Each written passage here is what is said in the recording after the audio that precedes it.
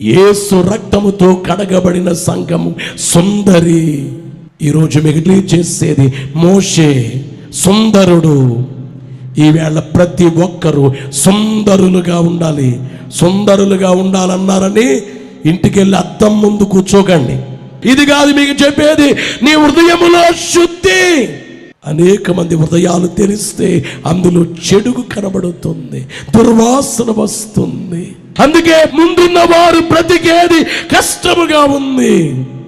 మనుషుల కంటే మృగాలే బెటరేమో అనేటట్లుగా ఉన్నాయి. ఎన్ని సహాయాలు చేసినా, ఎన్ని మేలు చేసినా వాళ్ళని ఇంకా నాశనం చేయాలనుకునేది. అందుకే నేను ఎప్పుడు చెబుతాను, 3 తత్వాలు ఉన్నాయి. ఒక తత్వం ఏమిటంటే మేలు చేసిన వారికి మేలు చేయటం మానవత్వం. రెండోది ఏమిటంటే కీడు చేసిన వారికి మేలు చేయటం దైవత్వం.